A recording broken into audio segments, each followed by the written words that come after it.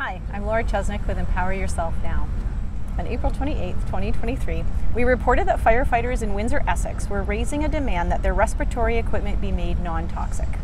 Today, I'm joined with Wayne Currie, Vice President of Local 455 of the International Association of Firefighters, to talk about the concerns being raised by firefighters for equipment and gear that is safe for these workers. Thanks for joining me today. Oh, pleasure to be involved here.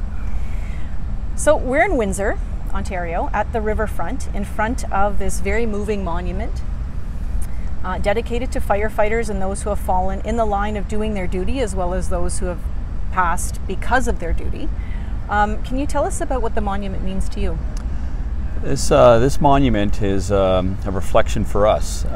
We come here, we remember our firefighters that gave their lives for their community. We think about their families, and we think about our co-workers, about ways to try and prevent the similar issues from happening.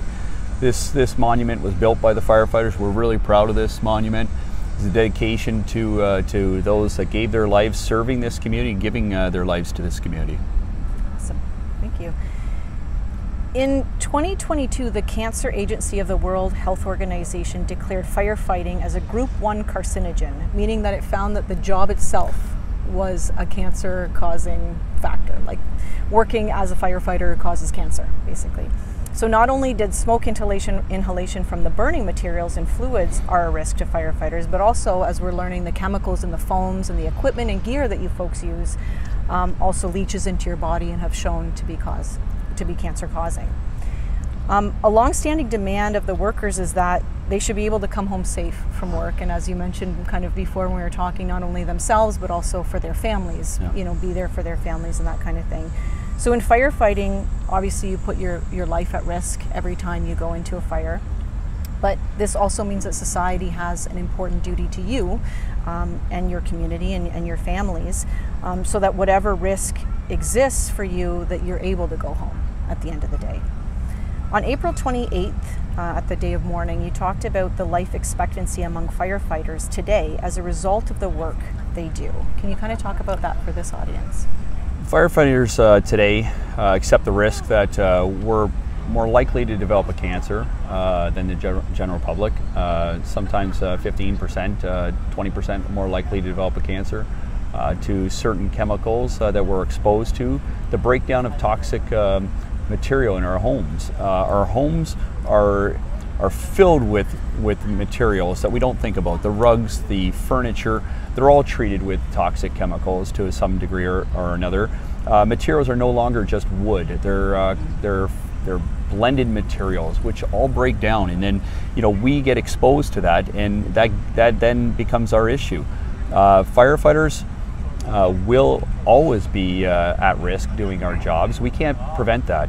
What we can do is become more educated, and then become more educated and alert the parties that need to be involved in change, and that's our politicians. To do our job safely, we need our politicians to be backing us, to allow us to bring our concerns forward and hopefully make our careers fulfilling, and for sure being allowed to retire from the day we start. We want to retire. We want to enjoy our family life after retirement. But predominantly it seems to be that that's when our members are starting to break down and develop these cancers. So you had mentioned obviously the furniture itself when you go into a fire, but as we kind of are learning, the material and the equipment that you're using is also full of toxic chemicals that's leaching in your body. Can you talk about maybe that concern and how it's being raised? We've become known that the gear that we use, our protective gear, allows us to go into fires and do our job. Without that gear, we couldn't go into fires, we couldn't make a difference. That gear is treated with toxic chemicals. They're treated to allow the water repellency of the gear. The gear itself, there's 3 layers: an outer shell, an inner layer, and a moisture barrier. The moisture barrier is treated with that chemical. It's right against our skin. We have now taken this issue front and center with the textile industry. The international firefighters are championing this for all firefighters across North America and abroad. They're bringing this fight to the textile industry to say we deserve better. We do our job, we just deserve better materials to allow us to do it without the risk of developing a cancer and dying from it. This gear is It's just one of the factors. The other factor is our firefighting foam. It's another major area for concern for firefighters. It's laden with the toxic chemical, the same chemicals that they use to treat our gear is in that foam. The problem with that is it doesn't break down. So it enters into our environment, it gets into our waterways, and it doesn't break down the way it should, and these manufacturers have to be held accountable to some degree. Our gear and the foam is all governed by the standard setting body, the NFPA. And the NFPA is the National Fire Protection Association.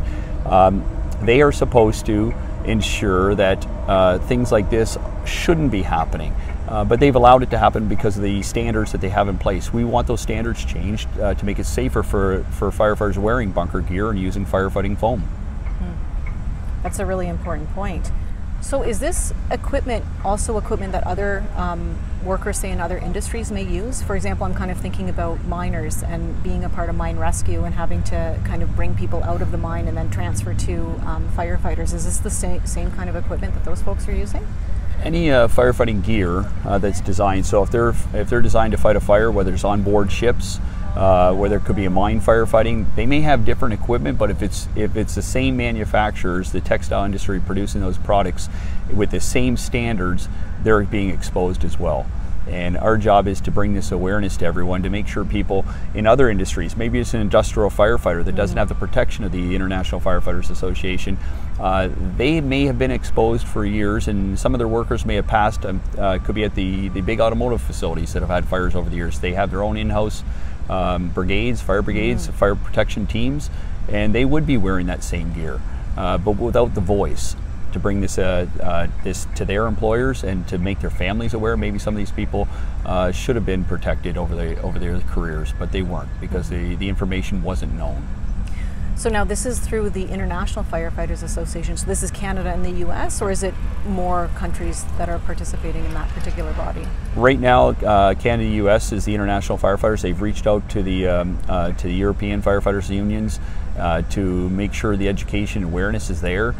We communicate across the boundary. There's no boundaries that hold us back. So our information is being shared across the globe with firefighters, with the industries that are involved, trying to make sure that we educate, because without the education, we can't do our job.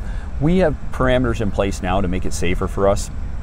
Simply decontaminating our gear, getting out of our gear, not wearing our gear when we traditionally would, maybe during parades, during public relation events. We try and stay out of our gear as much as possible. We wash down quickly inside the gear, outside the gear. We decontaminate quite a bit now, trying to make it safer because we know we're dealing with a chemical. That's important. So one of the things, I know you're also as a union leader, you're probably dealing with some of the workplace health and safety claims that your members may make because of the result of their workplace injury.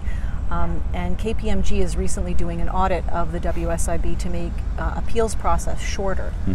I'm wondering how you think that this will affect you, or if you already know how, as a union leader, this may affect your members' ability to kind of make claims and get what they need.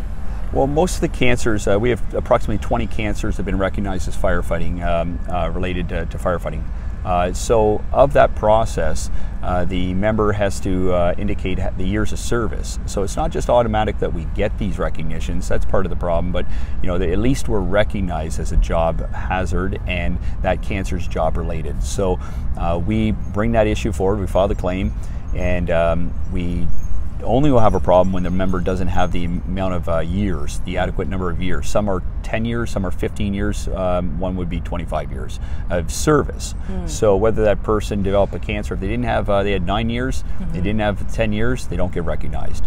Even though it's a job cancer, they're not recognized. So that is an area we always try and work with the provincial government to make sure they're aware of this and try and advocate for reduced years of service requirements or further recognition of cancers that have been diagnosed or deemed to be firefighting related. But we think that the process right now, we haven't had any hiccups yet, and we're not sure if we're going to. Okay. Is there anything else you'd like to add?